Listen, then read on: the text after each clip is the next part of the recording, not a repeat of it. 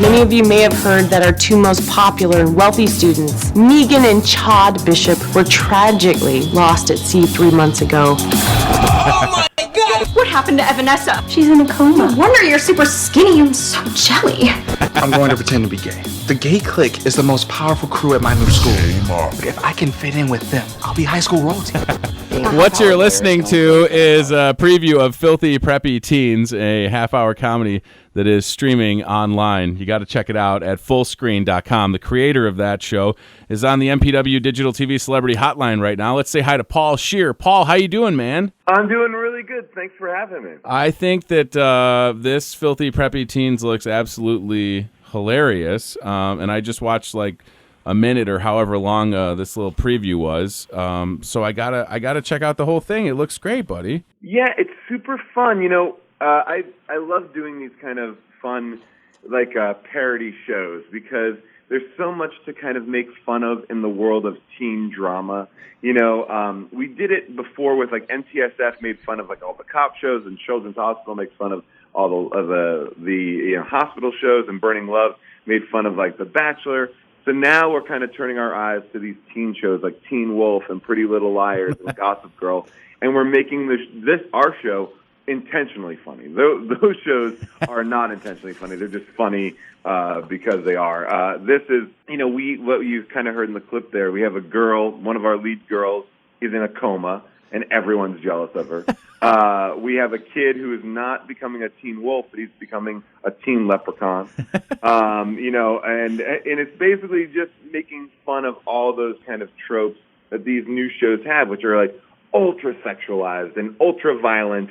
You know, like Pretty Little Liars, their first episode, a girl killed somebody. Right. Like, you know, so we're starting from that level, and we're going, how can we top that? And yeah, we had a lot of fun doing it. And it's been fun working with some younger people that you may know from shows like The Flash or actually Teen Wolf and stuff like that. So when you were putting this together as creator, which is really cool, did you find it tough, like, because you want to audition people that are good actors and actresses, but they also have to understand, like, you know, comedic timing and kind of like what this show, Filthy Preppy Teens, was going to be all about. So was that process tough for you, Paul?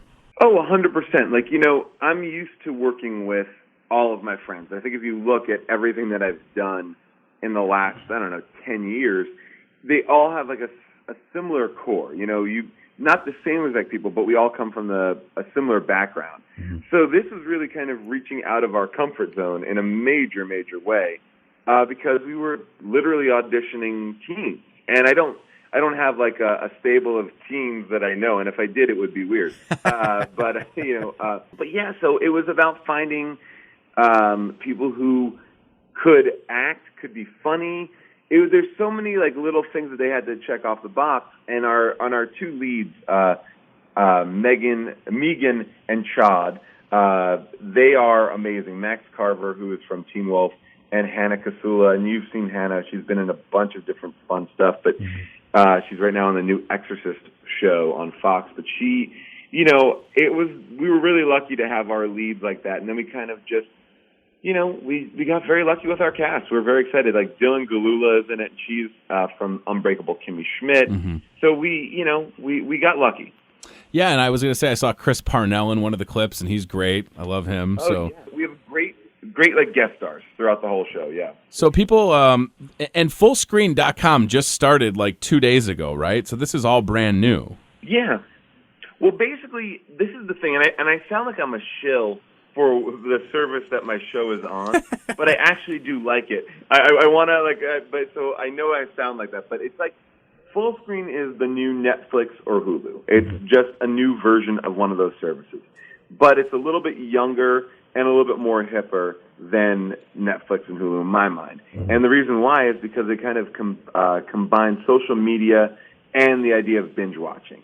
Because at any given point when you're watching Filthy Sexy Teens, you hit a button in the top corner of the screen, and you can make a GIF, and you can send that out. You can write on the screen and send it out, and you can share it. And so it makes watching these shows a little bit more of a social experience. Mm-hmm. And in addition to having our show, which is an original show, they also have like every episode of Saved by the Bell and every episode of Dawson's Creek and Buffy, and they have movies like Talladega Nights and Cruel Intentions. So they have a ton of stuff out there. And all I can say is it's free for a month, so it's worth checking out, and it's way cheaper than any of the other services out there that do the same thing. So it's at least worth checking out because I think it's actually a fun way to like kind of binge watch. Yeah, I love that it's interactive too. I think that's kind of where we're at in 2016 is you want to be able to share what you're doing, and this enables you to do that. So, Paul, my coworker Joel is a huge fan of yours, and I was like, well, give me a question and I'll ask Paul. So Joel was curious for you, Paul, the transition from being on a show like The League, which seemed like you had a lot of creative control, and then going to like network stuff like Fresh Off the Boat. Is that challenging for you? Do you like that? And then obviously it kind of comes back to Filthy Preppy Teens where you're the creator. So talk about that. Well, yeah, I think I always balance out my schedule with a bunch of different projects. And on some of them, I am just an actor for hire. I show up, put on my costume, I say my lines, and I go home. And those are great days because it's really relaxing to kind of not have to worry about how that's going to cut together, not have to worry about if the show's going overtime, not have to worry about anything at all, script writing, anything. So those are the great moments when you just get to show up, do your line, and go home. But then, I just did this brand new show for Fox called Party Over Here, which is a sketch show that I created with The Lonely Island. And that was something that, I really kind of shepherded. I didn't head write, but I did direct, and then I really worked on the edit on the show. And then Filthy Sexy is a show that, we created the pilot and really kind of oversaw the whole, production of it. So, yeah, it's fun to go back and forth. I wouldn't want to be doing one exclusively because I think each one of them gives you a break from what you're frustrated from the other thing, if that makes sense. It's like, I want to have a little bit more control. Great, then I'll go over here and I'll have a lot of control. And I'm like, I'm too tired of having all this responsibility. Great, then I'll go over here and just show up. So that's kind of the way I kind of look at the whole thing. Makes total sense. You want to be able to stay fresh and then, just like you said, show up and play a role and then go home. As far as like doing anything, and forgive me if you have, and I'm asking this, but have you been approached like for Family Guy or stuff like that? Because it seems like that would be a good fit, even if you just lent a voice or.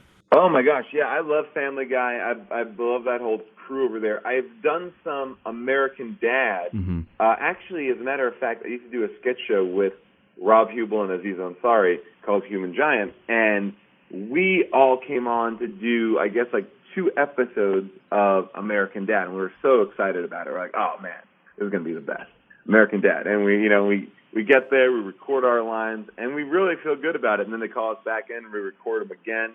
And then, an animation takes a long time, so you don't know from when like when I do Fresh Off the Boat, I probably have like 2 or 3 weeks before it gets on the air, but in animation, it's about a year. Wow. And so like a year kind of passes. I'm like, oh man, I got to watch that episode of American Dad. I didn't remember seeing it. And find the episode on Hulu, and I play it, and all 3 of our voices were replaced.